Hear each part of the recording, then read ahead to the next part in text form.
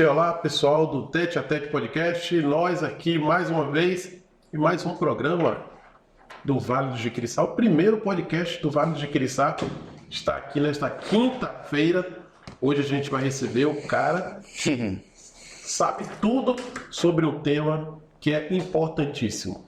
A gente vai falar hoje sobre doença de Chagas, um assunto que já castigou por muito tempo a Bahia e que, por incrível que pareça, ainda assombra bastante aqui.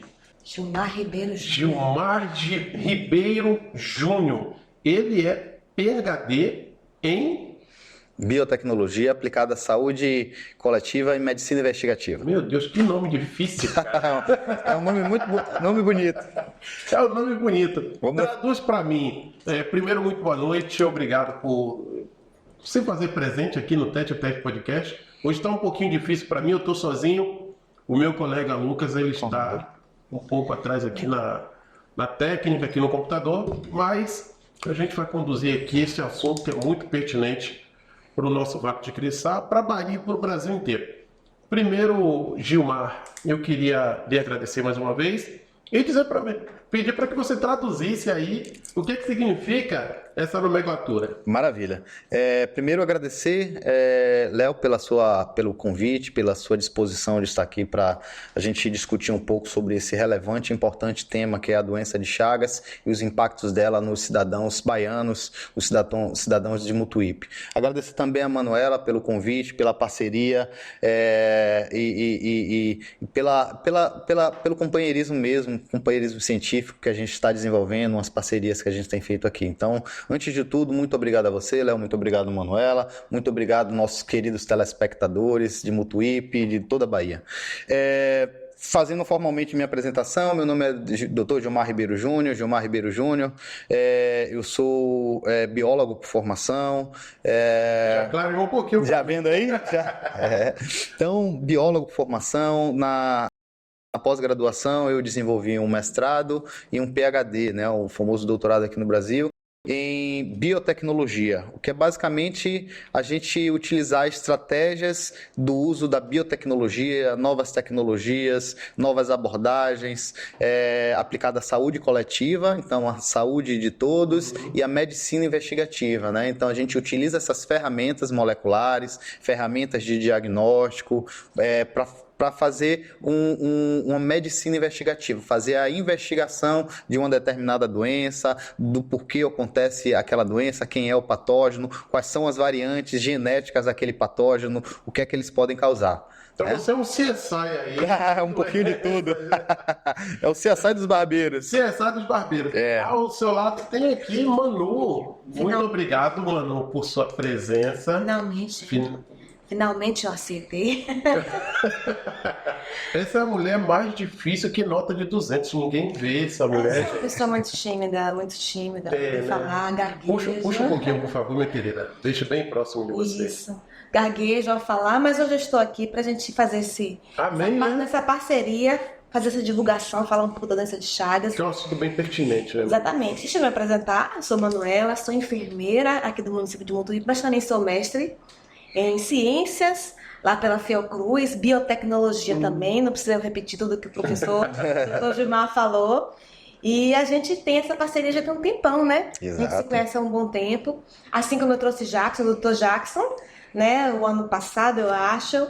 Que conversa boa. A gente ficou, com certeza, com o Gilmar também vai ser. E aí a gente ficou de fazer esse momento com o Gilmar. Só que aí a gente aguardou esse momento que está implantando o serviço de Chagas aqui para ter essa conversa legal sobre a doença, sobre o que a gente vai fazer aqui, já está fazendo aqui no município. Então é isso, bora lá. Bora aproveitar desse... Porque o homem também é difícil, né? Vamos lá. Mas bora aproveitar ele aqui hoje pra gente tirar o máximo que a gente pode. Hoje o CSI sou eu. Vamos lá, suas ordens, vamos discutir. Cara, eu vi que você trouxe aí, daqui a pouco eu vou pedir para você apresentar me apresentar esses bichinhos aí. Claro. Né? Muito prazer, Léo Xavier. Depois vocês falam o nome de vocês. Cara, o que é a doença de Chagas? Ok. A doença de Chagas, ela é um nome popular que nós usamos aqui no Brasil principalmente na América Latina, para uma doença que é conhecida internacionalmente como tripanossomíase americana. Tá? Tripanossomíase? Isso, é uma doença causada por um parasita que se chama Trypanosoma cruzi. Tá? Esse é o nome do parasita que causa a doença de Chagas. Tá? Essa doença de Chagas, ela foi descoberta cerca de 1909 por um pesquisador da Fiocruz, tá? Na primeira geração de pesquisadores da Fundação Oswaldo Cruz, o Dr. Carlos Justiniano Ribeiro das Chagas, é o nome completo desse pesquisador. Que dá nome a um hospital no Rio, né? Perfeito. Carlos Chagas. Carlos Chagas. Carlos Chagas, a família Chagas é uma família de cientistas, né? O Carlos Chagas, o Evandro Chagas e outros pesquisadores que são descendentes dessa linhagem do Dr. Carlos Chagas. O que o Dr. Carlos Chagas ele descreveu, vale a pena lembrar que o Dr. Carlos Chagas ele foi um dos alunos do Oswaldo Cruz. Tá? Do pesquisador. Escola, hein? O Oswaldo Cruz ele tinha um grupo de cientistas e o Carlos Chagas foi um desses pesquisadores. E o Carlos Chagas ele foi encaminhado para fazer uma investigação na Estrada de Ferro Central do Brasil. Na construção dessa Estrada de Ferro Central do Brasil, muitos trabalhadores eles estavam morrendo, sofrendo, tendo doenças transmitidas por mosquitos, né? Arboviroses, malária, enfim, diversas doenças. E o Carlos Chagas ele foi convidado para fazer uma intervenção no local para que pudesse fazer a estrada de ferro fluir normalmente e tentar fazer uma intervenção sanitária para que não houvesse mais a transmissão dessas arboviroses ou de outras doenças transmitidas pelos mosquitos. No meio do caminho, ele encontrou uma situação de pobreza, algumas casas de taipa, e dentro dessas casas de taipa haviam insetos conhecidos como borrachudos, conhecidos como chupão ou barbeiro, né? E esse barbeiro ele picava as pessoas e ele suspeitando que esse barbeiro, que afinal de contas estava micropredando o sangue das pessoas dentro daquela casa, pudesse transmitir algum parasita. Afinal de contas, ele estava sugando o sangue das pessoas. Podia transmitir de um animal para a pessoa, ou da pessoa para um outro animal, ou de uma pessoa para outra pessoa. Então, ele investigou esse parasita, esse triatomínio, né, o inseto, e aqui a gente tem uma série de diferentes barbeiros, né, aqui na Bahia, todos muito diferentes. Tudo isso é barbeiro, cara? Sim, aqui a gente tem os casais, né, diferentes espécies, são cerca de 130 espécies no planeta. Na Bahia nós temos cerca de 26 espécies diferentes, 25 espécies diferentes, e cada uma delas tem um potencial de transmitir Trypanosoma cruzi, né? E assim, Carlos Chagas ele foi o primeiro cientista a descrever a doença de Chagas. Foi ele que fez a descrição da tripanossomíase americana, e por isso ficou a homenagem de doença de Chagas, de mal de Chagas. Na verdade, é o nome que, embora a gente associe ao bicho, mas é o nome do doutor. Exato, é o nome do pesquisador. Entendi. Carlos Chagas. E ele foi o primeiro a descrever, né? E isso deu muito renome a esse pesquisador, ao ponto dele ser indicado a um prêmio Nobel. Foi um dos poucos pesquisadores brasileiros a ser indicado ao prêmio Nobel por pouco, muito pouco ele não ganhou. Uma questão de competitividade entre brasileiros, e por conta disso ele não foi indicado ao prêmio, mas teve todo o mérito. A gente mesmo tirou nosso prêmio, é isso? Nós também, para você ver. Caramba! Faz parte. Faz parte mesmo. O brasileiro é bicho bom, mas é bicho complicado. Eu já ouvi isso em um discurso sobre o próprio brasileiro atrapalhar um ao outro, né? Nessas questões aí. Então quer dizer que ele chegou nessa região da central do Brasil, me tirou uma dúvida. Perfeito. É onde a gente chama de Brasília? Um pouco antes, Minas Gerais. Minas Gerais. Minas Gerais. Entendi. E aí ele percebeu que tinha ali aquelas casas de taipas, Isso. além da questão da pobreza, Perfeito. tinha o jeito em que as casas eram construídas. Perfeito. Que era com o que a gente chama aqui de adobo. Adobe, né? O que acontece é que cerca de 1900, o ano de 1900, 1909, para ser um pouco mais exato, o que a gente tinha um Brasil muito natural, não tínhamos pouca urbanização do nosso país, tá? Então, o Brasil era muito selvagem, você tinha muita vegetação natural, né? Seja bioma Caatinga, seja do bioma Mata Atlântica, seja do bioma Cerrado, né? Que os biomas que nós temos aqui na Bahia, né? Enfim, e foi necessário desmatar aquele bioma para poder colocar a estrada de ferro central do Brasil, as estações, e nesse meio processo as pessoas começaram a ficar doentes, né? E Carlos Chagas, nessa região, identificou o barbeiro nas casas, né? Imagine que quando você desmata, você coloca casas, e são casas pobres, construídas com um projeto arquitetônico defasado, né? A casa de taipa, que ela vai ter, enfim, pode ser, alguns engenheiros até que discordem de mim, e eu concordo, tenho uma irmã que é engenheira e nem sempre a casa de adobe é um método arquitetônico ruim, mas a forma que nós costumamos fazer ele aqui, ele gera muitas frestas, rachaduras, e essas rachaduras acabam servindo para que os triatomíneozinhos possam se esconder, né? Fazer suas casinhas também, né? E ali ele consegue se esconder, fazer a casinha dele, e esse é o problema, porque quando o barbeiro vai ficar muito próximo do ser humano, né? E ele pode picar várias e sucessivas vezes, causando infecções e reinfecções naquele paciente. Agora, o que acontece entre a picada e os primeiros sintomas? Vamos lá. Quando o barbeiro ele pica, a picada em si não é um problema na transmissão do parasita Trypanosoma cruzi. O problema é que quando ele ingere o sangue, esse sangue vai para o intestino dele, e como o inseto, como o barbeiro não encontra uma pessoa disponível a dar sangue, ou um animal silvestre ou doméstico, ele tenta alimentar o máximo possível. Então ele suga bastante. Isso, então ele fica bem gordo. E com isso, é uma estratégia dele defecar o máximo que ele tem no intestino. Tá? Liberar espaço. Perfeitamente.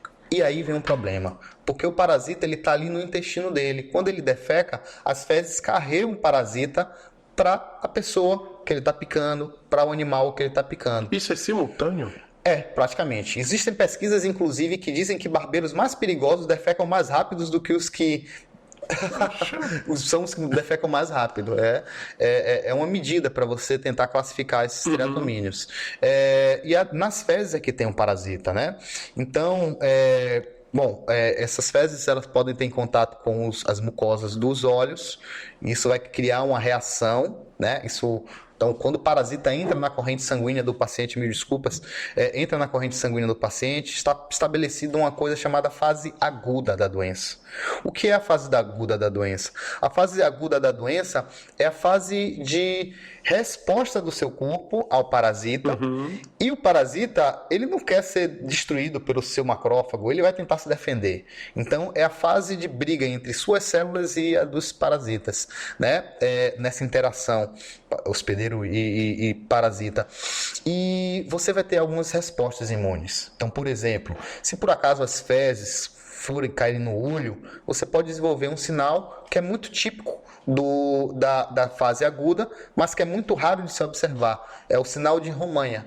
Esse sinal de Romanha, ele é uma lesão unilateral, parte do olho. Que é só onde ele atingiu. Perfeito.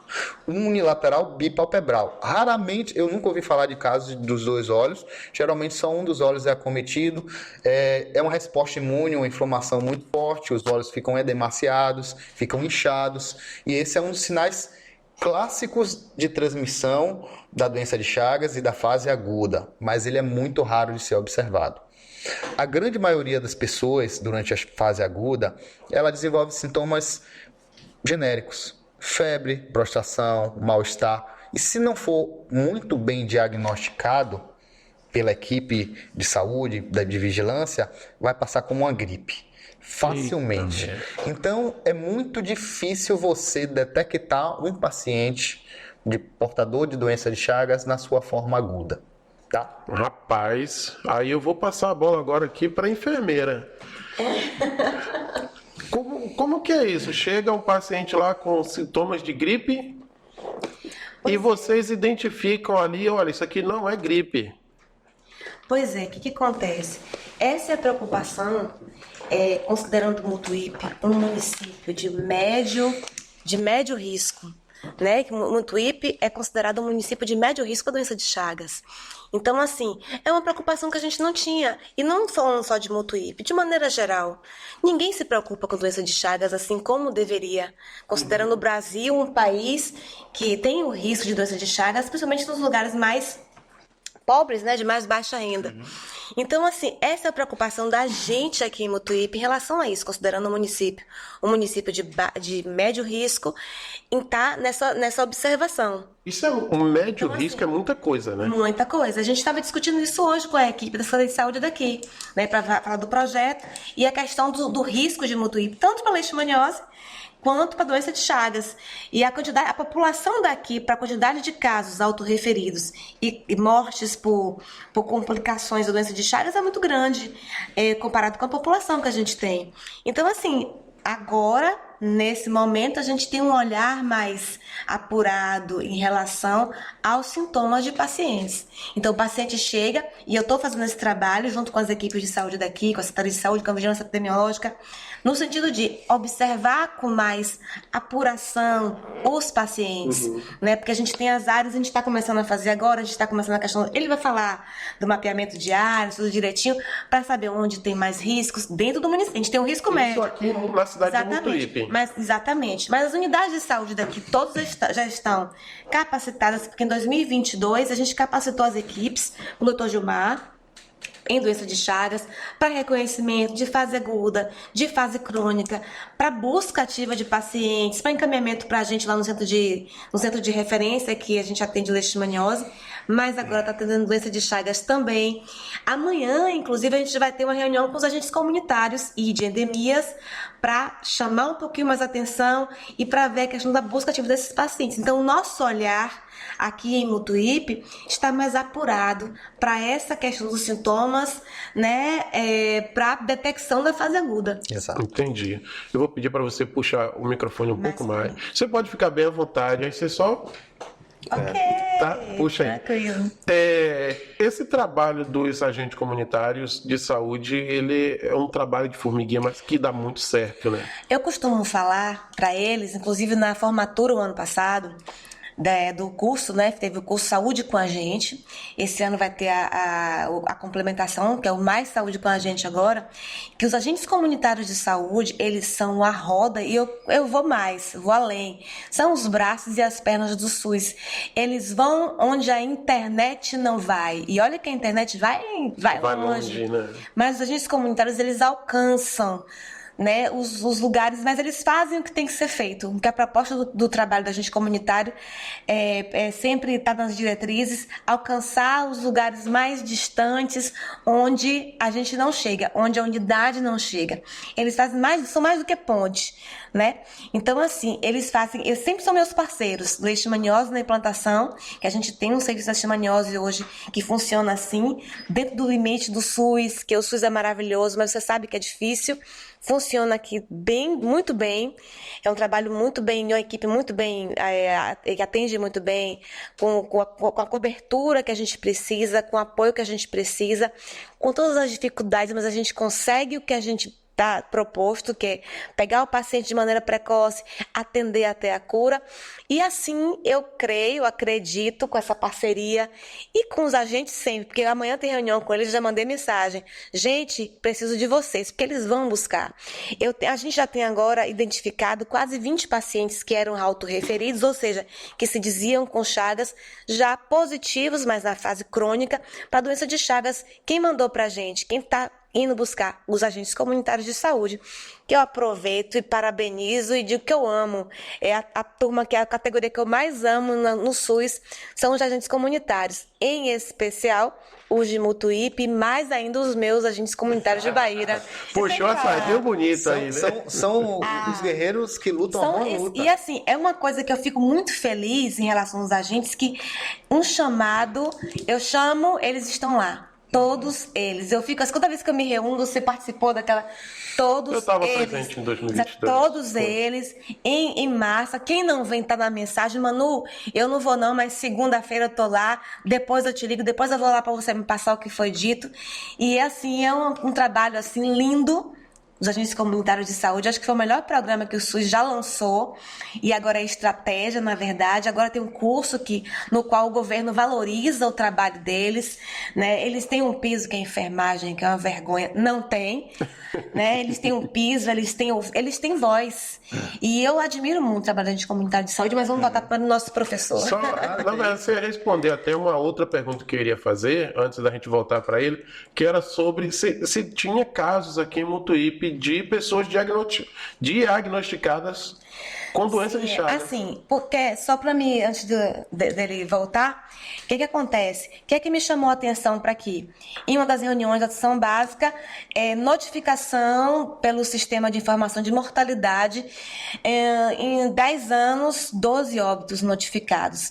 Bom, notificados 12 óbitos por complicações de doença de Chagas, pacientes com doença de Chagas crônico que morreram e foi decretado pelo médico da declaração de óbito.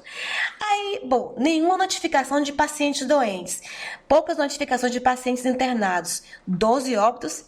Gente, esses pacientes foram notificados quando?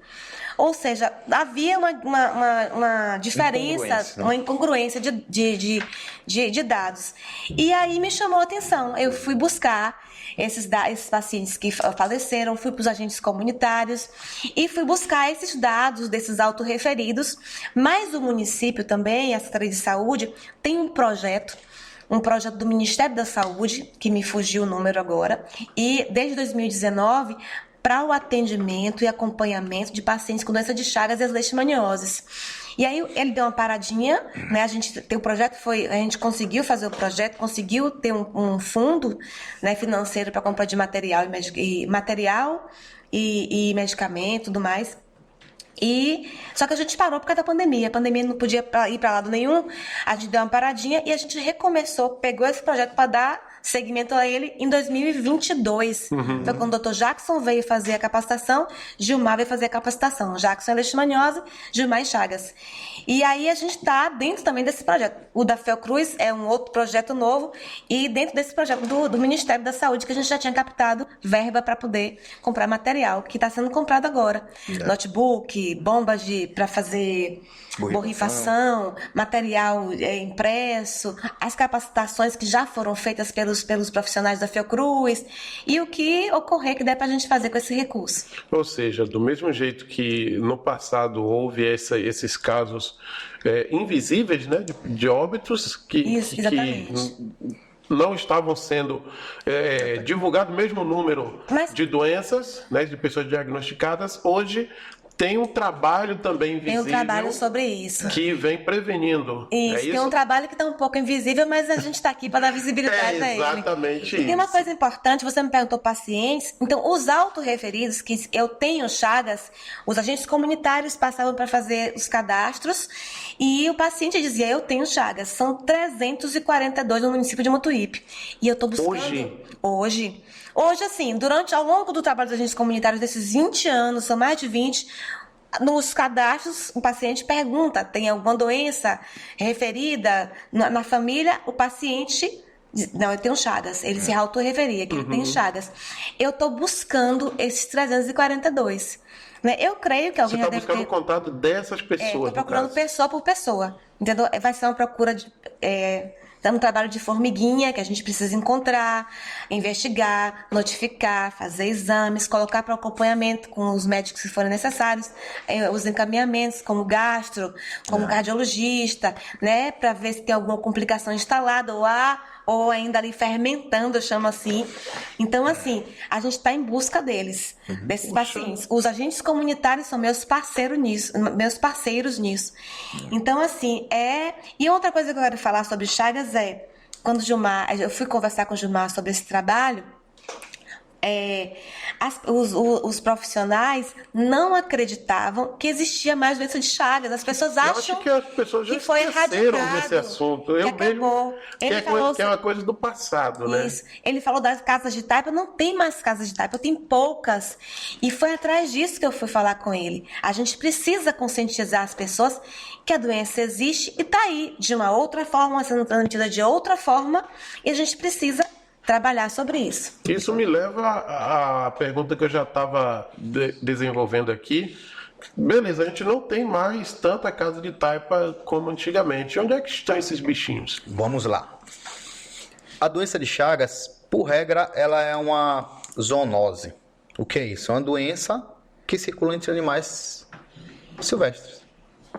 Enquanto você não se aproximar do ambiente silvestre, você não vai ter uma antropozoonose, que é uma zoonose com homem, antropozoonose. A zoonose vai ficar lá no meio do mato. No meio deles. No meio deles. Mas a partir do momento que, por exemplo, eu faço o consumo de caça de animal silvestre, por exemplo, sariguê, tatu, coati, macaco. Que ainda é comum por aqui. Muito comum. Muito. E esse é um dos nossos objetivos dessa pesquisa. Alguém come macaco, gente? Nossa, outro dia eu conheci uma pessoa que comeu um lobo-guará. Nem lobo-guará, imagina. É cachorro. Para a região que come sariguê, Entendeu? Nossa, E o sariguê é um dos principais reservatórios de T-Cruzi. Praticamente, sim. Caramba! Muitos deles são muito infectados, porque existem estratégias, questões ecológicas da espécie em si que favorecem isso. Por exemplo, eles têm glândulas anais de iodu, afinal ele é um chamado de gambá, e aquela glândula ela fica repleta de parasitas. Quando ele lambe, ele se infecta. Quando ele lambe a família, infecta os filhotes. Mas ele não sofre nada com Não, isso. ele é um reservatório. Né? Bicho danado. Pois bem, então assim, esse é uma das questões. Quando a pessoa se aproxima do mato, do ambiente silvestre, para consumir carne de caça, ela está exposta ao risco de adquirir doença de Chagas. A partir do momento que eu desmato uma área e coloco uma casa de taipa, eu estou susceptível, exposto a adquirir doença de Chagas, porque a minha casa de taipa está muito próxima do mato. Além disso, por ser uma casa de taipa e ter rachadura, os barbeiros podem colonizar minha casa. Ou seja, eles podem começar a viver na minha casa e se aproveitar de mim. Afinal de contas... A casa passa a ser deles. Perfeito.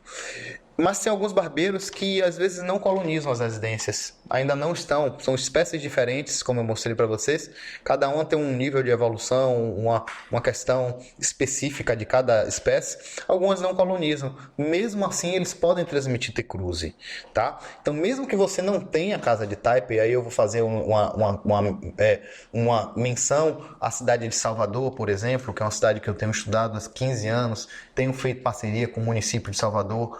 Ao exemplo que estou aqui propondo com o município de Mutuípe. Então, nós monitoramos a cidade de Salvador durante 15, quase 20 anos. Foi meu trabalho fazer isso. Então, o que é que a gente percebeu? Que não tinham casa de taipas mais em Salvador. Tinham condomínios. Tem casas, às vezes, de alto padrão, em condomínios de alto nível socioeconômico. Caramba. Prédios, barbeiros sendo encontrados no 17º andar, 19º andar. Isso? Porque Salvador já não é mais uma área rural e, ao mesmo tempo, também não tem tantos animais, não tem casa de taipa. Como é que é isso? Tá, esse é parte de um estudo que eu ainda não publiquei, eu estou trabalhando nele, que estuda a ocupação urbana do município de Salvador e a aproximação da população aos fragmentos de mato. Fragmento de matas, não estou falando de vegetação de Mata Atlântica que você encontra numa praça, estou falando de floresta, tá? Então, assim, as florestas de Salvador são muito poucas. 19º Batalhão de Caçadores, a área de Ondina, do Parque Zoológico, o Parque de Pituaçu, por exemplo, Patamares. E o que acontece é que alguns desses fragmentos, algumas dessas populações passaram a morar muito perto dessa vegetação de mata ou desmataram aquela área para morar. Entende? Ou seja, foi morar lá dentro. Exato. Lembra que eu falei de zoonose? Chama fragmento, né? Exato.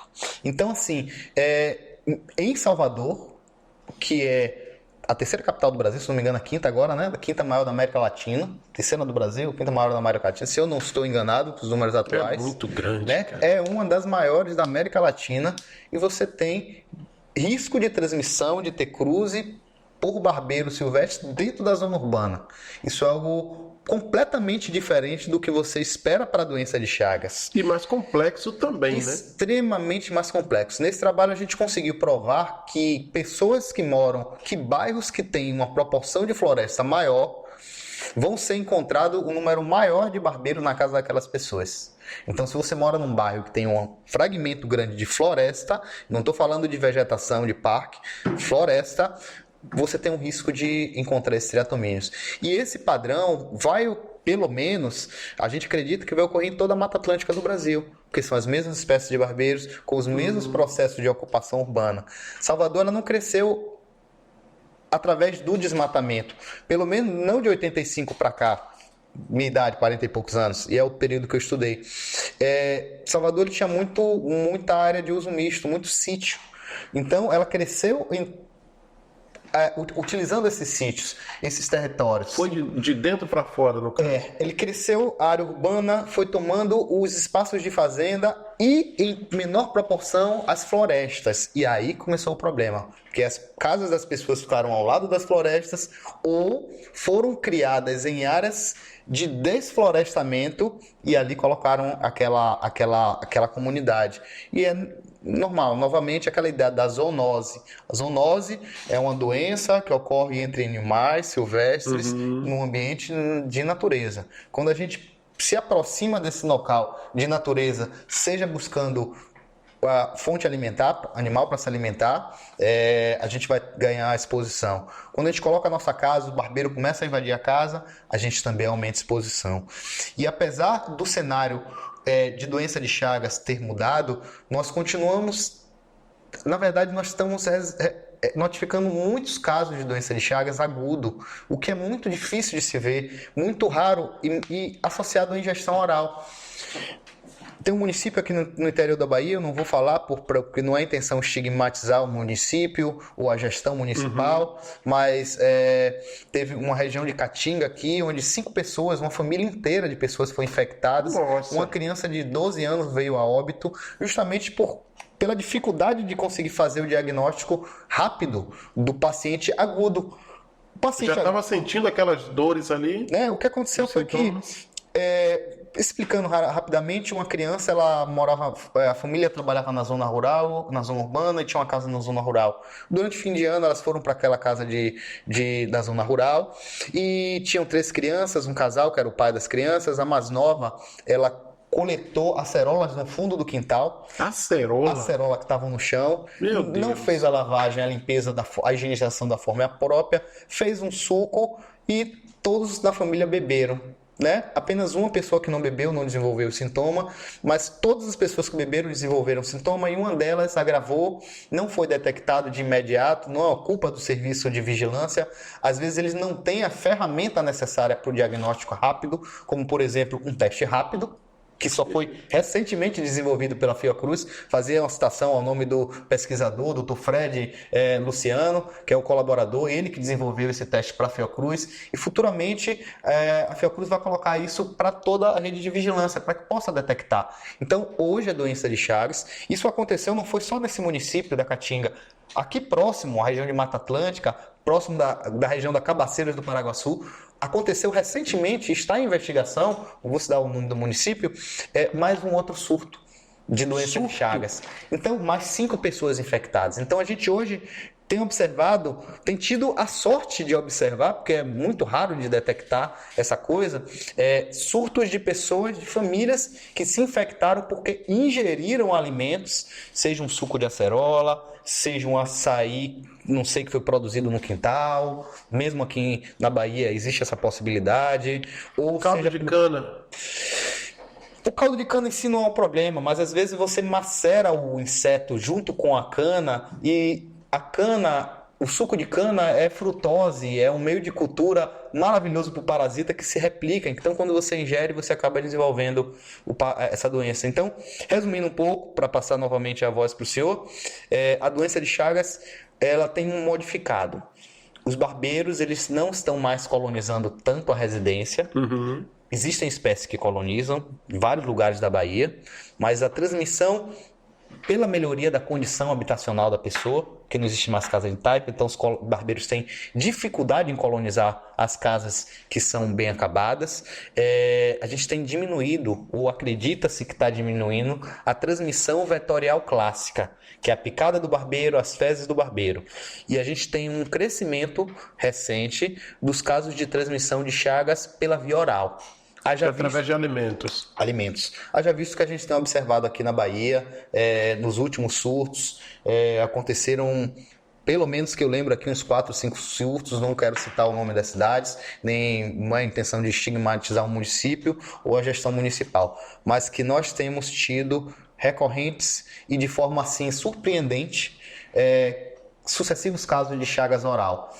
E isso está acontecendo por causa disso que você está fazendo, da visibilidade ao problema. A doença de Chagas é uma doença de populações vulneráveis, de populações negligenciadas, né? Então, como o senhor falou, muita gente ainda acredita que isso acabou, né? Porque é uma questão de doença de pobre, de regiões isoladas. De casa de taipa. Entendeu? Mas aí tem um porém. A descrença, só a preocupação minha é grande, da gente é grande, do seguinte: a descrença da existência da doença, da erradicação da doença, é tão grande, a crença que foi erradicada e a descrença que ela existe é tão grande, que dificulta o diagnóstico rápido.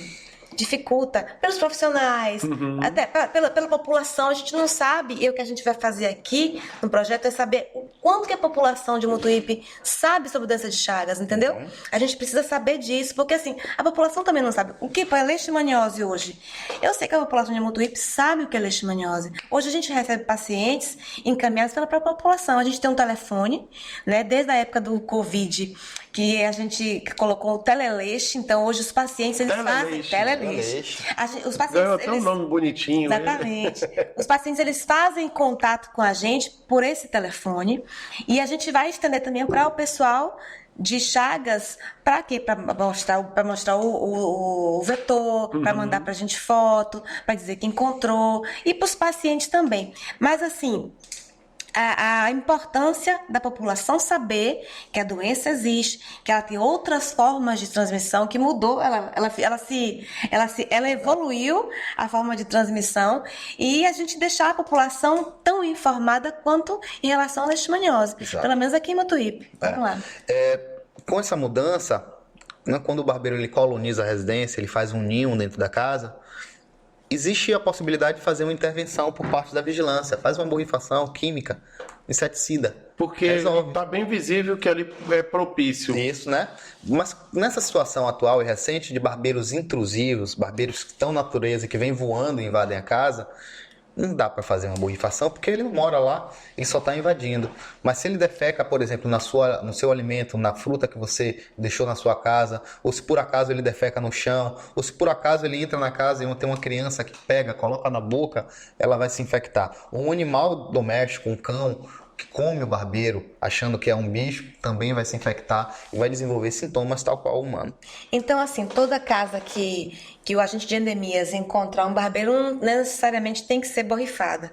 Isso que eu não sabia, e que ele estava conversando comigo hoje, a gente discutindo alguns dados, aí ele estava atualizando a gente relacionando essa questão da borrifação, porque às vezes o pessoal fica naquela ansiedade, encontrou um vetor aqui, um barbeiro aqui na minha casa, cadê o agente de endemias para fazer a borrifação? Mas dentro da casa a gente faz esse trabalho por conta disso que ele fala. Na verdade, tem que fazer um mapeamento ali na região. Exato. E ensinar as pessoas o que fazer quando encontra o barbeiro, para ela se proteger através do conhecimento. Ou seja, a ideia de pegar o chinelo e... Não, que isso, de jeito nenhum. De jeito nenhum. Me arrume um copo que eu ensino como é que vocês vão pegar esse barbeiro. Tem um copo aí, Lucas. Tem um copo aí descartável. Deixa eu ensinar esse povo aí para não fazer errado, não. Agora, tem um porém. Lucas vai verificar o copo aqui. Enquanto ele não traz, tem um porém, algo que me chamou a atenção. Você disse que na capital, como exemplo de Salvador, casas estão avançando, né? Isso em micro... Porque não tem mais espaço, né? Isso. Então vão empurrando. Só que essa galera que está avançando as matas, nem sempre é a classe média ou classe média baixa. Normalmente são condomínios que buscam ali áreas mais sofisticadas, né, digamos assim, e que estão propícios também a trazer esses insetos. A gente tem aí alguns componentes, né, que é a urbanização, a ocupação urbana, lobby imobiliário, que eu não gostaria de entrar por meio dessa celeuma. Não é o meu objetivo aqui enquanto cientista, enquanto pesquisador, mas ocorre, né? Especialmente porque a nossa legislação, ela é um pouco flexível. A nossa legislação ambiental hoje, ela abre brechas para que, através da força correta, vou colocar dessa forma, através da força correta, da força que possa, você consegue fazer obter o licenciamento para fazer o desmatamento e fazer a ocupação daquele território. É uma questão que cabe a mim, enquanto cientista, utilizar os dados que eu tenho e mostrar que existe um risco nessa atividade, mas que você tem toda a razão, isso tem impactos e deveria ter impactos nas políticas públicas do nosso país, especialmente nas políticas públicas ambientais, porque para que se possa proteger essa população. Tudo isso que a gente está discutindo é muito novo, porque assim, no passado havia vegetação à vontade. Muito mais do que hoje. Muito. Então hoje a gente está passando por um processo de desflorestamento que não é só em Salvador, que não é só em Mutuípe, é no planeta Terra. Teoricamente, era para diminuir esses casos, né? Ou eu estou equivocado? Casos de desflorestamento? Não, porque, por exemplo, a gente doenças causadas por vetor. porque a gente tinha muito mais vegetação antes do que hoje. Mas a população também era menor. Entendi. Entendeu? Hoje, com a população crescendo, ela vai ocupando esses territórios e chega um ponto que o pasto não é mais suficiente. A briga pelo terreno agora... Perfeito. É da vegetação permanente que ficou lá o tempo inteiro e que, né, a floresta mesmo, que a gente precisa desmatar para ocupar um espaço para montar uma casa, montar um condomínio. Em Salvador, não necessariamente foram condomínios de pessoas com poder aquisitivo mais elevado. Por exemplo, tem um aterro sanitário em Salvador, que foi construído recentemente, e esse aterro sanitário é um dos locais que tem sido registrado com muitos triatomínios. Não tem a ver com condomínio. Já é com questão de saúde pública mesmo, né? De ocupação de vegetação e de colocar gente naquele local. Mas o senhor tem toda a razão. Na cidade de Salvador, especialmente nos bairros de Patamares, de Pituaçu, muitos condomínios foram construídos a partir de áreas de desflorestamento, de reflorestamento, ou foram construídos em áreas excessivamente próximas da floresta. E lembra da história? Floresta, zoonose. Se você se aproximar da floresta, a zoonose vira uma antropozoonose. É a casa deles e a gente vai lá e se mete, né? Perfeito. Né? No ambiente dos outros, dá nisso, né? Briga por terreno. Eu entrei nesse assunto porque eu acredito que tem esse estigma de que o barbeiro, essa questão de doença de Chagas, a gente sempre vai associar a casa de taipa. E nunca a gente vai imaginar que dentro de um condomínio ele também se faz presente ali. De alto padrão, inclusive, né? De alto padrão, olha só. Acontece. São essas mudanças que a gente tem, né? Antigamente, quem gostava de morar perto do mato, quem tinha a possibilidade de morar, quem podia morar, quem ia morar lá perto do mato, eram pessoas pobres, que não conseguia pagar para morar dentro dos centros urbanos, dos interiores. Hoje. E aí, elas iam morar onde? Numa área de vegetação, a esmo, desmatava e colocava a casa dele ali. Como não havia recurso para montar uma casa de alto padrão, fazia uma casa com o que era possível, que era madeiras da vegetação, que era o adobe que estava embaixo dos pés dele, e muita boa vontade dos vizinhos para fazer o trabalho de mutirão para poder levantar a casa. E todo mundo sabe como é que a gente faz para montar uma casa de taipa. Todo mundo aqui é do recôncavo da nossa região, a gente sabe como faz isso. Que na verdade, desculpa te cortar, essa questão a gente está tendo uma inversão do êxodo rural, né? Que eu sou um bom exemplo disso, inclusive, porque eu saí daqui, fui pro Rio, depois em Joinville do Rio, vim pra cá. Voltou pra cá. E assim como eu, muita gente, olha, vou sair da capital, vou morar no interior, vou morar na roça, aí, enfim, essa inversão que você falou. Antes, as pessoas mais carentes que moravam próximo ao mato, hoje já é o contrário. Agora, teve uma fala de Manu que me chamou a atenção. Ô, Lucas. Oi. O copo, ele tá com fone grandão. Traz um copo aí, por favor, de plástico. Teve uma fala de Manu que me chamou a atenção, que a pessoa se declara, né? Fala que tem doença de Chagas. Isso significa o quê? Que ela não tem cura? Como que é isso? Tem tratamento? Explica pra mim. A doença de Chagas, ela tem tratamento. Cura, não.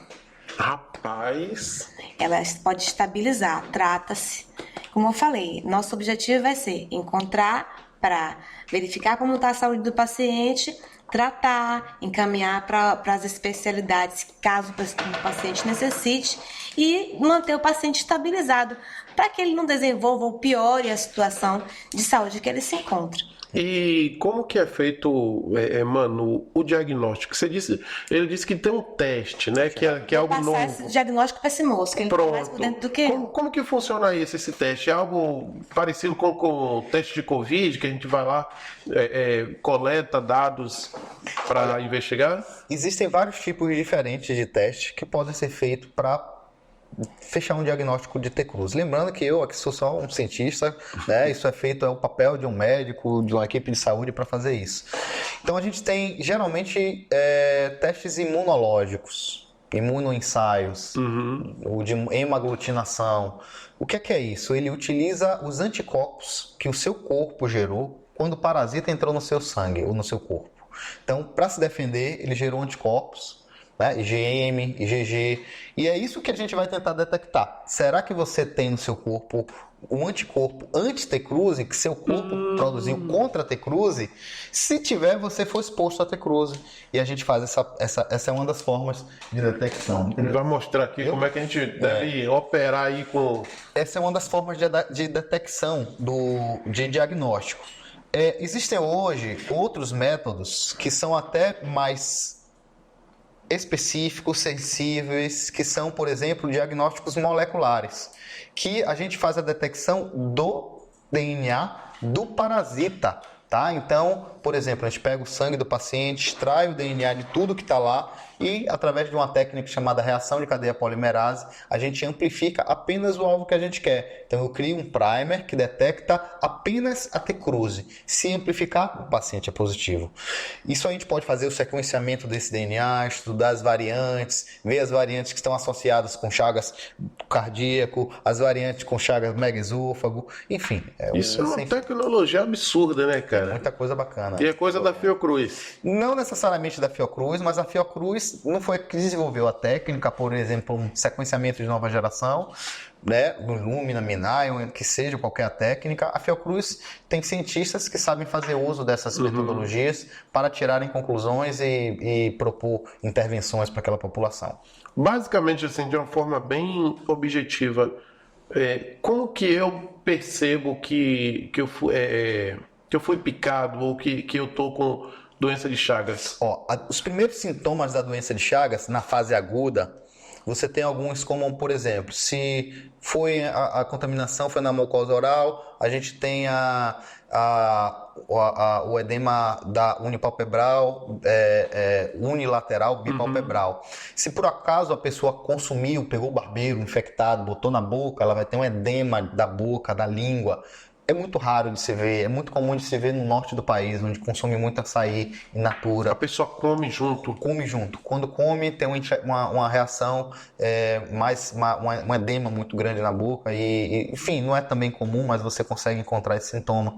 Além desses sintomas que são visíveis, mas são raros, você tem outros sintomas que são muito comuns, como, por exemplo, cansaço, mal-estar, dores no corpo, dor de cabeça, febre. Como se isso são sintomas genéricos comuns, né? Que De a gente sente qualquer todo infecção dia. aguda Em qualquer que a gente infecção aguda. apresenta. Infecção Agora, aguda. os inchaços, como você falou aí, já Se o médico for bem treinado, a equipe de saúde, não só o médico, não vou jogar essa responsabilidade só nos profissionais de medicina, mas de toda a equipe de saúde, de vigilância, se ele consegue reconhecer aquilo ali, é fácil de você pegar um caso.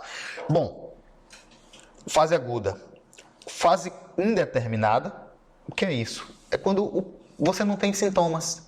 Passou a resposta mais pesada. Você fica sem sintomas, literalmente. Nenhum sintoma. mas está doente. Ela tem uma evolução lenta, a doença de Chagas, viu? Né? Então, assim, ele vai partir para a fase crônica. Então, assim, essa fase sem sintomas, ela tá ali, tranquila, e a evolução dela é bem lenta. Isso. Pode durar 6 meses, pode durar 50 anos. Pode Tem ser. gente que pode ficar doente 6 sem meses saber. para apresentar sintomas A vida crônicos inteira. como 50 anos. Passa a vida toda doente, agora não transmite para outra pessoa, né? Olha, assim, é algo muito pouco conhecido, tá? Na fase crônica, o que as pessoas dizem é que você tem uma parasitemia subpatente. É o que eu ouvia da minha mentora, a doutora Sônia Andrade, né? Que é uma pessoa especialista em biologia do parasita T-cruzi, que eu tive o prazer e a oportunidade de trabalhar um pouco e aprender um pouco. Ela dizia que na fase crônica, isso no modelo do animal, murino, cão, né, rato ou então cão, ele tem muito pouco parasita, mas tem, tá? Então você consegue detectar sim, mas é pouco. Então sim, se eu pegar um sangue de uma pessoa, posso pegar o sangue dela, passar para outra pessoa, ela vai pegar. Tanto que no Hemoba, né, no centro Triagem de sorológica. deu positivo para Chagas, não importa o tempo que você tem, você não está apto para Não aceitam seu sangue. não ser seu sangue. Não Todo tá sangue é apto pra testado no transfusão de Hemoba. sangue. Ou seja, tem mais um risco aí que é a pessoa, para doar sangue, ela também tem que ter a certeza de que não tem. Isso aí, para doar sangue. Isso. Se você tá positivo para Chagas, não importa o tempo que você esteja com Chagas, você não tá apto para doação. Eu que usei o verbo errado. Para doação de sangue. Isso. Entendeu? E a doença crônica ainda tem as complicações, né? O tempo ela é lenta. E ela evolui para a forma crônica. Isso. E essa forma crônica que é um problema maior. Exato. Porque assim, o paciente está mais velho, é uma doença cara, né, que evolui para complicações cardíacas, complicações esofágicas, intestinais, né, como o coração, como é que chama? O coração grande, o coração cresce, o esôfago cresce, Aí que dá um cansaço, no caso, né? Sim, e o intestino cresce. E aí é uma doença cara, o paciente fica caro porque ele fica carente de exames de alta complexidade, de encaminhamentos de alta complexidade, para gastro, para cirurgião gastro, para exames de esôfago e intestino caros. E aí fica mais complicado ainda. Assim, tentando fazer um apanhado, a fase crônica é a fase que não é mais ainda determinada, é a fase que começam a ter sintomas crônicos, tá? Então o parasita, ele não está mais na sua corrente sanguínea e vai para o tecido. Então ele Aí começa a aparecer. Perfeito. Começa a migrar para o coração e se reproduzir dentro do coração. Isso vai causar no coração 2 tipos de quadros clínicos. Um de perda da funcionalidade cardíaca, da contração muscular, ou seja, o coração já não consegue contrair da mesma forma. Então ele bombeia menos do que deveria. Exatamente. A fração de ejeção, que é o nome técnico que os médicos cardiologistas utilizam para medir a competência do seu coração em poder bombear sangue, essa fração de ejeção ela é impactada e você não consegue mais bombear tanto sangue quanto deveria. O que é que isso acontece? O paciente não consegue carregar peso, não consegue subir escadas, às vezes não consegue nem ficar em pé. Isso jovem, às vezes. Muitas vezes jovem. O T-cruzi, o parasita, ele pode migrar para o sistema digestório. Ele pode parasitar a parte superior do sistema digestório, formando um quadro chamado de mega-esôfago. E ele pode migrar para a região final do sistema digestório, tá? O cólon, causando um quadro chamado megacólon.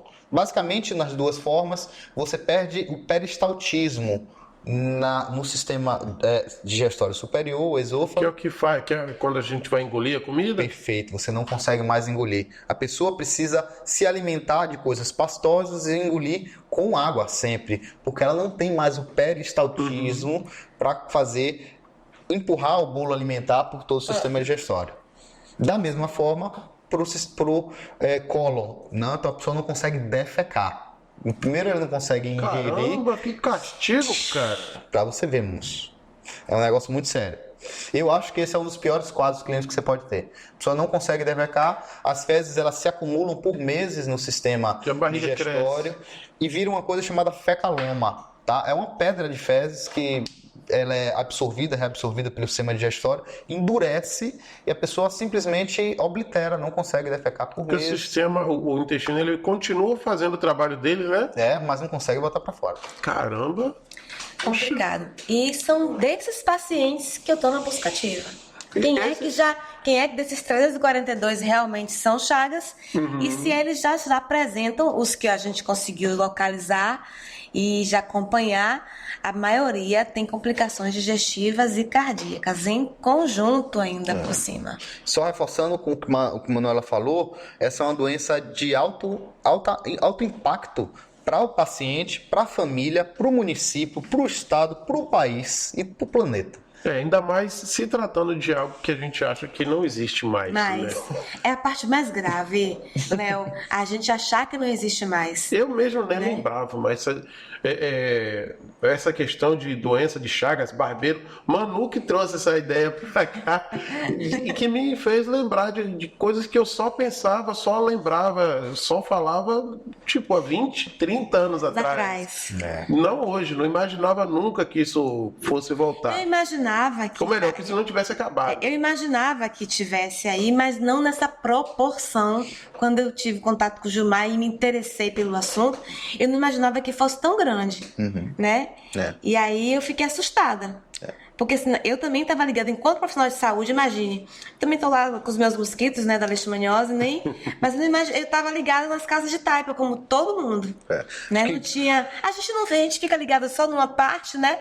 Não tinha estendido meus conhecimentos, que minha curiosidade. Que a gente tem é esse, né? Na casa de taipa, essas... nas novas informações que a gente tem agora. Então, assim, o que a gente está propondo dentro do município de Mutuípe, dentro dessa colaboração, primeiro, rastrear os casos crônicos, as pessoas que se infectaram há 30 anos atrás, como o senhor falou, mas que hoje tem aquela doença crônica, né? Para quê? Para que a gente possa propiciar o que é um direito dela, que é o tratamento, o acompanhamento médico, e para que evite que essa pessoa agrave mais. Porque se ela agrava mais, os custos serão maiores. Se ela precisar se aposentar, vai haver um custo para a nossa Receita Federal para o Estado, né? Estado, de uma maneira geral. Então, não só os casos crônicos, que ela está fazendo um monitoramento para oferecer isso, mas aumentar a suspeição através dos novos testes que a gente tem, como, por exemplo, o teste rápido, que você detecta chagas ali em 5 minutinhos, para os chagas agudos. Assim? Isso, 5 minutinhos hoje a gente consegue. O Ministério da Saúde futuramente já vai liberar isso aí. Cada prefeitura vai poder comprar, vai poder testar. Então, em 5 minutinhos, o agente de saúde vai poder ir lá para o interior com a motinha dele, da forma que é. Ele vai poder pegar uma gota do sangue, colocar e dizer: olha, é um teste de triagem. Esse paciente deu positivo. Vai informar para ela e ela vai dar os encaminhamentos. Não somente isso, com esses novos testes, aumentar a suspeição dos casos agudos. Lembra aquela coisa? Os sintomas não são genéricos? Pode passar como uma gripe. Então, com o teste rápido, com essas novas ferramentas, se ele chegou ali para triagem, testa. Então, mulheres grávidas que estão durante o pré-natal, para evitar que ela transmita para o seu filho, tá? De forma materno-infantil, dá para fazer isso também. Isso também é possível também, essa transmissão da gestante? Perfeito. Algo que a gente está discutindo hoje, esses dados são muito incipientes, porque faltam pesquisas, e é um dos nossos objetivos aqui, tá? Talvez identificar mulheres grávidas que estão infectadas para a gente estimar qual a prevalência de transmissão, mas hoje se fala em 3 a 8% das mulheres que têm o parasita e transmitem para os seus filhos. Ou seja, é possível que a pessoa não tenha nem o barbeiro, mas ela transmite para a sua prole, especialmente se não há um acompanhamento médico especializado. Rapaz. Então, aqui nas unidades de saúde da família, hoje a gente já tem as profissionais orientadas, as enfermeiras orientadas que fazem pré-natal para solicitação, além dos exames de pré-natal, que a gente já solicita de rotina, como o Mutuípe está no médio risco, a sorologia para a doença de Chagas já é obrigatória para as gestantes daqui, considerando o risco que o Mutuípe tem. Então também parte da população também ficar ligada nesses casos, no caso quando o Ministério da Saúde, desculpa, o Ministério da Saúde liberar os testes, não é isso? Isso. Para pressionar também as suas gestões, para que façam as compras desses materiais. E aí me leva a uma outra pergunta, que são duas, na verdade. Claro. Como que é o tratamento? Mas antes disso, como que eu posso prevenir essas situações? Deixa eu só falar em relação a população pode também rápido, porque assim, pode estar solicitando sorologia de Chagas. Isso. Pode estar nas unidades, porque a gente pode fazer sorologia, ele chega com o resultado, procurar qualquer unidade de saúde que esteja cadastrado, ou não, que não esteja cadastrado, porque o SUS é universal, mas procurar uma unidade de saúde e solicitar, eu quero fazer sorologia para doença de Chagas. Exato. Que é daqui que a gente espera o teste rápido ser aprovado, que venha para os municípios. A gente pode fazer isso agora. Inclusive, o teste rápido sorológico é até o padrão ouro, né? É o padrão ouro sorológico de IgM. Para doença de Chagas, sim, e a gente faz pelo LACEN. Pelo LACEN. Então, assim, a população pode chegar. Inclusive, as gestantes podem fazer isso no pré-natal. Que a gente está fazendo aqui, começou em janeiro, essa solicitação desse ano. Então, as gestantes podem fazer a solicitação. Eu quero fazer a sorologia, lembrando que, como o doutor Gilmar falou, que pode ser transmitido da mãe para o filho. Né? Assim como o HIV, assim como a hepatite, Chagas também pode ter essa possibilidade. Então, por que não fazer o teste? Se é gratuito, vai junto no pré-natal com os outros testes todos que a gente está acostumado a fazer. É importante as gestantes pedirem às suas enfermeiras. Eu tenho falado às enfermeiras, mas as gestantes também é importante que elas peçam. Tratamento tem, mas tem uma faixa etária que tem que ver se vale a pena ou não fazer. Até 50 anos, a informação que eu estava lendo no manual, o médico que vai atender, infectologista ou cardiologista, ou o gastro que estiver acompanhando o paciente, a depender de que paciente qual idade que ele esteja, é que vai avaliar o tratamento com um medicamento que é gratuito pelo Ministério da Saúde. O nome do medicamento? Benzonidazol. Esse mesmo. Bem o quê? Benzonidazol. Benzonidazol. Por que vocês arrumam esses nomes difíceis? Não somos assim? nós. Cientistas. Não somos pesquisadores. Eu acho que é uma questão de pompa, é para impor dificuldade para as pessoas falarem. Aí, só continuando. Brincadeira da parte. É gratuito, fornecido pelo Ministério da Saúde, o paciente tem que estar cadastrado, com os exames prontos, mas o médico tem que avaliar para saber se é viável fazer o tratamento, porque tem uma faixa etária. E a partir dos 50 anos tem que ver se vale a pena ou não fazer, dependendo dos dados clínicos, cardiológicos, enfim. Mas tem tratamento sim, e quando não faz uso do medicamento, tem um tratamento com acompanhamento, com os médicos especialistas que eu já citei, e o acompanhamento do paciente com exames laboratoriais, e é isso aí, com os hábitos alimentares, com os hábitos de vida, tudo isso ajuda. E para prevenir? Prevenção, doutor. Prevenção de transmissão de tecrose. Lembra da zoonose? Não invadir a casa dos outros. Não invade as zoonoses, deixa aquilo lá. Vale para leishmaniose também, isso aí. Perfeito. Então, assim, é o mosquito, né? Exatamente. Então, assim, a gente tem que desconstruir alguns hábitos. Caça de animal silvestre. Eu lembro, tenho memórias daqui, eu sou de Nazaré das Farinhas, de acordar cedo um dia de domingo, de ir com meu avô para caçar. Né? Nós somos da Nazaré das Farinhas. Você também? Sou Nazaré das Farinhas. São vizinhos. Eu fiquei o resto da parte de Jequié, mas eu sou nata de Nazaré das Farinhas. Olha só. Eu sou dividido, nazareno e itaparicano, da cidade de Itaparica, na ilha de Itaparica, mas é isso mesmo. O que pode ser feito, primeiro é a educação, tá? Gilmar, encontrei o barbeiro. Isso, o barbeiro O aí. que é que eu faço? Vou tirar até um daqui. Ó. Isso daí de velho. Como é que é isso aí, cara? O que? Aqui É. é o bicho soltar alfinetado, mais nada. Né? Então, ó, aqui tem um barbeiro. Digamos que ele tá lá, eu encontrei ele na minha casa. E Tá agora? pegando aí, Lucas? Uma imagem muito pequena. Muito pequena, que deu... Mas é isso mesmo, a gente Pega o pegou. grandão. Consegue dar o zoom aqui, Lucas? Dá o zoom aqui, por favor. Vale a pena, porque ó, é uma dica de como a gente deve coletar ele sem ter contato com inseto. Essa é uma dica. Ótimo. Encontrou um Essa daqui, ela tem zoom. Então, deixa eu procurar aqui uma folha em branco. Aqui tem uma folha em branco. Aqui, pronto. Então, o que é que eu faço? Encontrei o barbeiro, tá aqui, ó, para dar um contraste. Tá o barbeiro morto, esse aqui tá no alfinete. Vou até tirar ele do alfinete, pra gente poder... Deixar a experiência mais real. mais real, mais realista, tá? Então, tá aqui o meu barbeiro, eu encontrei ele. O que é que eu faço? Primeira coisa, um copinho. Mas tenho medo desgramado de chegar perto. Não eu, né? Mas eu imagino que. Olha lá, não precisou contato nenhum, tá coberto. Depois, o que é que a gente faz? Um pedacinho de papel, ó. Já foi, tá preso. E o medo de pegar algo, de Pode se aproximar do bicho. Você aí. não pode ter contato, né? Uhum. Você não pode tocar no inseto, evitar ao máximo, mas dessa forma você consegue, ó, facilmente, ele não vai sair correndo, não vai picar. Virou, tampa, Ele não sai aí. Não. Depois que vê, ele não voa, não. voa. Dificilmente eles voam, pra falar a verdade, É mas melhor manter possível. tampado, né? Perfeito. Melhor manter tampado. E aí encaminha lá pro Secretaria Sandro, Municipal, nosso André Sandro. tá? E aí ele vai dar todo o encaminhamento. Hoje nós temos uma parceria com o município de Mutuípe. Quando esse barbeiro ele é encontrado, ele vai ser encaminhado para a Fiocruz, com ciência da nossa regional aqui de saúde. A gente vai propor a parceria para eles também. E a gente lá vai extrair o DNA do intestino desse barbeiro e vai dizer se tem DNA humano, se tem DNA de homem, de Pra saber se ele cão, já de gato. picou alguém. Perfeito. Exatamente. Com um pouquinho de trabalho, eu digo, é seu de Manu, é meu DNA que está ali. Mas não precisa tanto. E também se ele está infectado. Então eu pego o DNA do parasita e digo, olha, esse barbeiro está sendo encontrado infectado. Tomem cuidado, cuidado aumenta, porque o problema não é o barbeiro, é o parasita que o barbeiro carrega. Que nem sempre ele está infectado. Então. Nem sempre ele está infectado. Agora,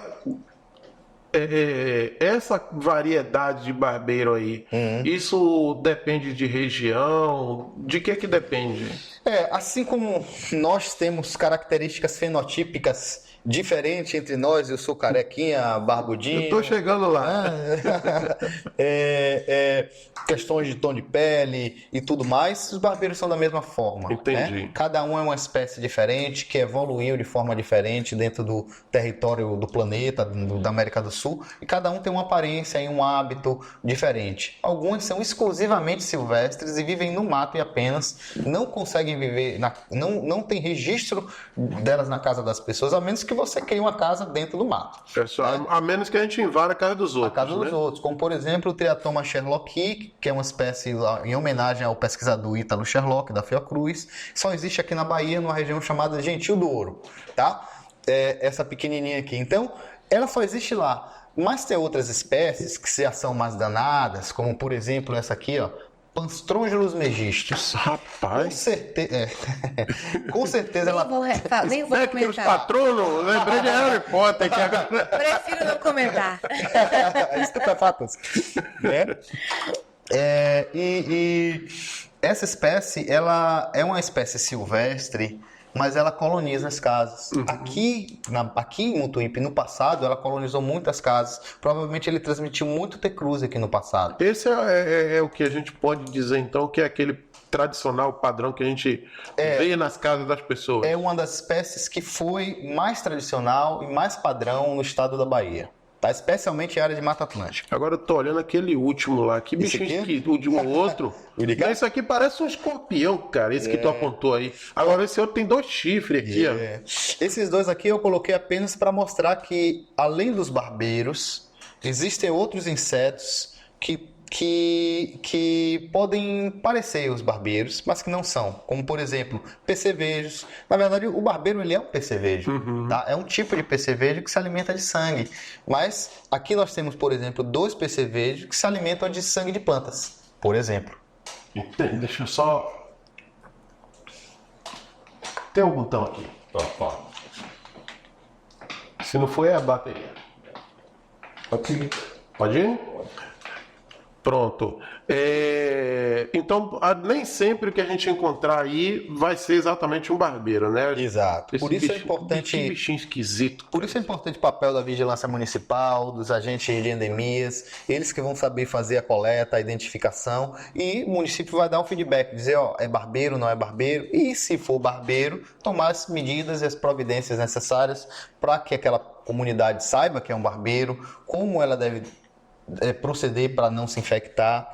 E se por acaso for um barbeiro colonizador da casa, também fazer o protocolo de borrifação da residência, de inspeção domiciliar, de busca ativa da região, enfim, né?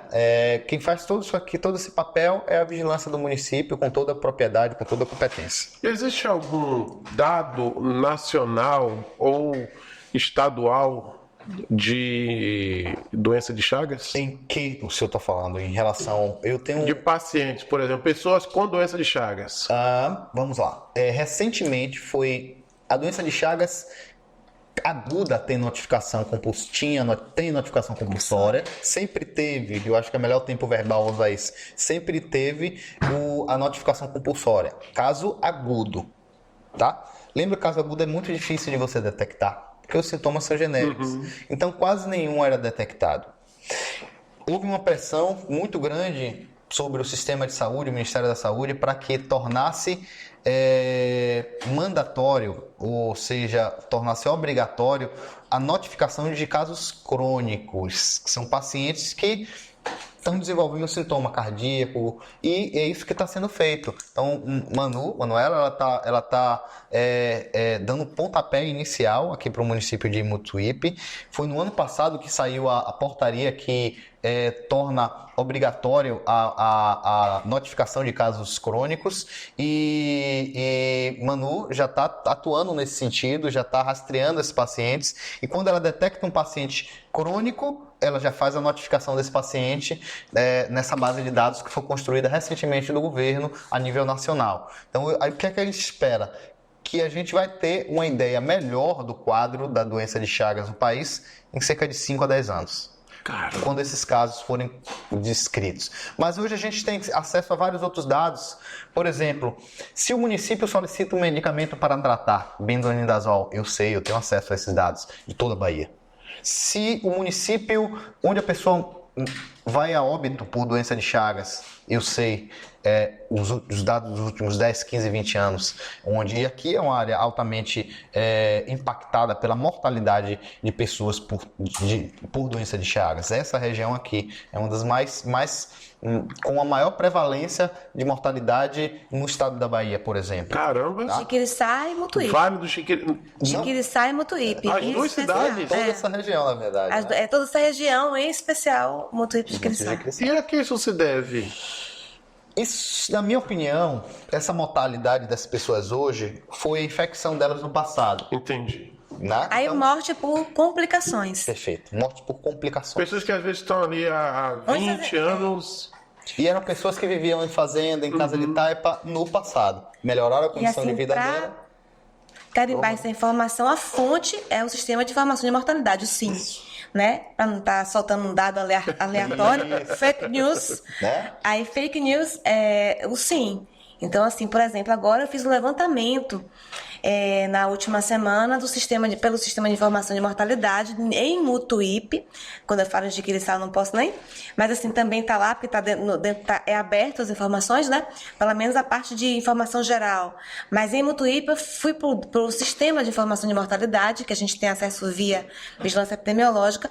E nos últimos 15 anos foram 53 mortes. Como eu falei no início, 53 mortes por complicações de doença de Chagas crônico é um número relativamente alto comparado com a população. Muito. Teve algum assunto aqui que eu esqueci ou que vocês gostariam de... Definição de TV. Não foi pra tu que eu perguntei. Tá vendo? Reconheceu sua voz como a minha ainda. De novo. Teve algum assunto que eu não abordei ou que vocês gostariam de acrescentar? Olha, eu acho que dentro dessas novidades de doença de Chagas que a gente tem se deparado, que é novo, e como essa doença é uma doença às vezes desconhecida, mas de alto impacto, de alta prevalência, é a associação dessa doença com outras. Então, quando você tem casos de doença de Chagas e HIV, isso é um problema muito grande para o paciente. Existe isso? Muito, muito, muito, muito. Como assim? O cara tá com Muito. doença de Chagas? Sim, e adquiriu HIV. E o que acontece? O sistema imune do paciente portador da... Isso é até um tema de discussão interessante. Se você comparar Chagas e HIV, os portadores do HIV, do síndrome de SIDA, eles são muito mais acolhidos pelo sistema de saúde do que o de Chagas. Uhum. Tem um programa específico para reconhecer, para tratar, para rastrear. Tem medicamento, tem coquetel, tem tudo. Não que não deveria ter, Não, mas que correto. tem um outro lado aqui que é Chagas- esquecido. Chagas não tem... Negligenciada. Negligenciada essa palavra. Negligenciada. Vulnerabilizada. Né? Então, não tem... Mas às vezes o que acontece? Quando o paciente de Chagas ele adquire HIV ou de forma contrária, o sistema imune dele cai por causa do HIV. Que ele tem os dois ali. Né? Aí quando o sistema imune cai, o parasita aproveita isso e se replica. Porque quem controla o parasita no seu corpo é você, com seu sistema imune. Quando seu sistema imune fica fraco, ele ataca. Então ele se replica. Tá? Isso pode causar mais morbidade, mais mortalidade, né, para aquele paciente. Da mesma forma, com o envelhecimento maior dos pacientes portadores de doença de Chagas no país, nós estamos observando também concomitância com, por exemplo, neoplasia, câncer. Então, pacientes que eram portadores de doença de Chagas, que moravam na roça, estão desenvolvendo câncer e precisam fazer o tratamento, a químio, que diminui o sistema imune. E É acontece a mais um mesma problema. coisa que acontece no HIV. O parasita sai da corrente sanguínea. Da mesma forma, a transmissão materno-infantil. A gente não tem hoje informação de verdade do impacto dessa transmissão. Mais ainda, a transmissão via oral. Né? Hoje a gente não sabe, por exemplo, quantas pessoas estão pegando Chagas por picada do barbeiro ou por estar comendo carne de animal silvestre contaminada. Por né? exemplo, né? Por exemplo.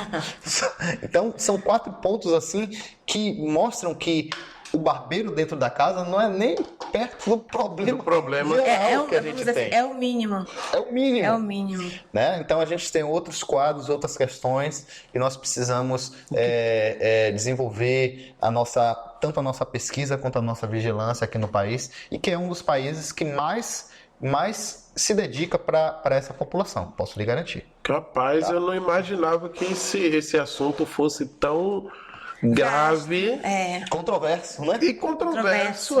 Para mim era algo que já estava esquecido, que a gente já tinha superado, até porque não se vê mais casa de taipas por aí, Perfeito. né? Eu já estava em outra.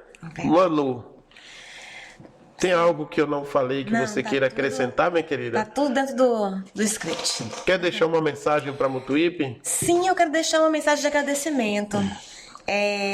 Eu quero agradecer a oportunidade aqui no Tete a Tete, né, o seu convite insistente, né, através da minha amada Ana, né, que a gente se conheceu através dela, ela fez Ana. minha Santa Ana do meu coração. Ana, um beijo pra você.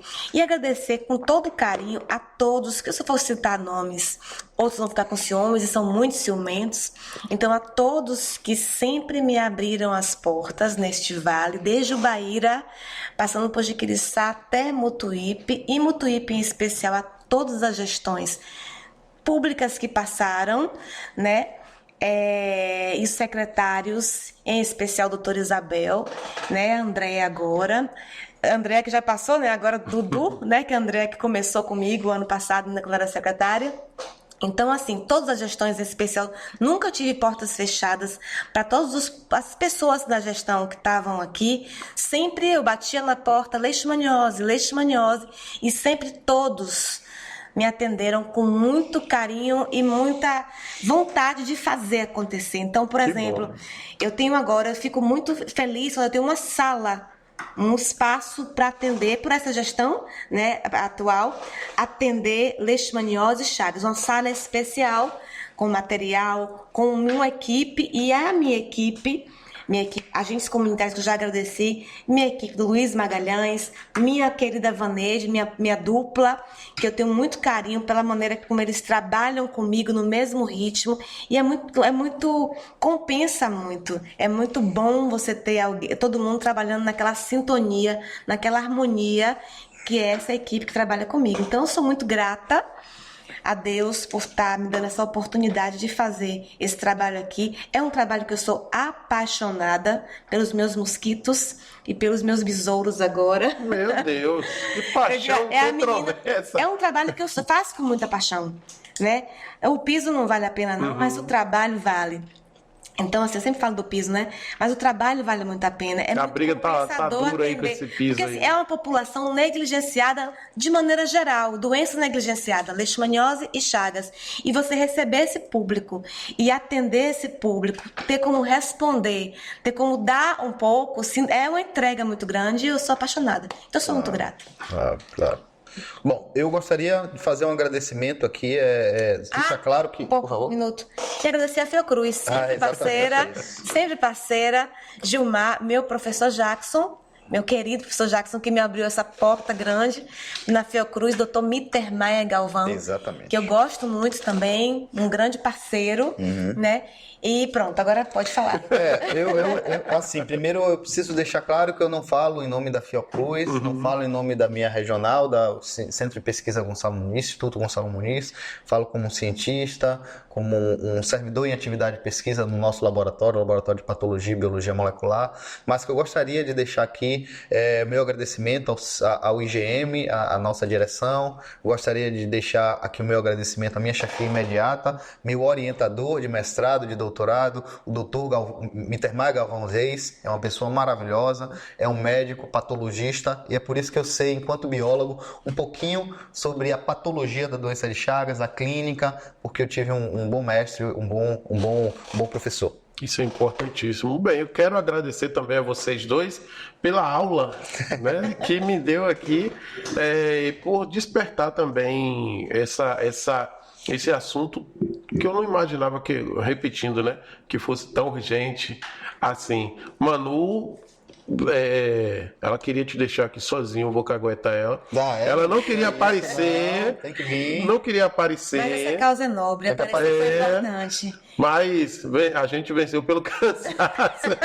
Muito bom. Santana. E, cara, obrigado mesmo pela tua presença, tua participação esclarecedora. Parabéns pela tua coleção de bichinhos que você tem aí. É o que sobrou dela. Eu também vou fazer uma. É o que sobrou da coleção. Vai fazer uma também, né? Vou fazer uma também. E dizer que, assim, Manu, né, as portas do Tete a Tete estão sempre abertas.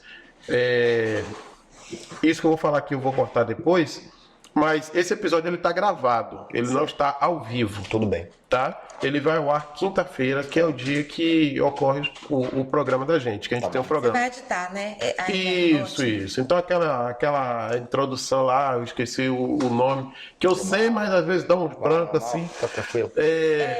Fica tranquilo. É bom, porque eu não vou me assistir, né? Eu não gosto de me assistir. Vai se assistir. Eu não vou me assistir, não. Já falei aqui, já sei o que eu falei. Não vou não, mas eu vou mandar para todo mundo para ter vários likes. E o episódio ele não vai estar só no YouTube, ele também vai para o Spotify, para a Amazon. Ótimo. Deixa eu ver, tem a Apple também. Ótimo. Né? Então ele vai, quem não assistir e quiser só ouvir, dirigindo o seu carro ali tranquilo. Ouvir acho que eu vou, mas me assistir eu não vou não. Mas deixa eu te falar, eu vou mandar para muita gente. Vou mandar para muita gente para receber nossos likes, é claro. Maravilha. Né? E aí é isso. Vamos fazer ampla divulgação desse material para que as pessoas possam, aqui, as que possam ter acesso ao que for discutido regionalmente, gente e que esse exemplo possa ser replicado por outras pessoas ao longo do país. É um assunto muito pertinente, Com cara, certeza. muito mesmo. Eu não tinha tanta ideia assim dessa urgência. E assim, particularmente o máximo que eu puder replicar em outras plataformas eu também vou Muito replicar. agradecido. Gostei muito, viu? Gostou, mano? Pronto. Fiquei calma, A tranquila. próxima é comigo. Ó, ver. Tu vai ser o PCR do Covid.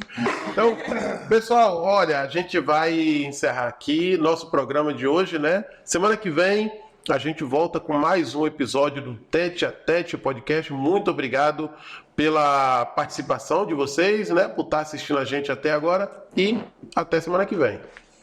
Valeu.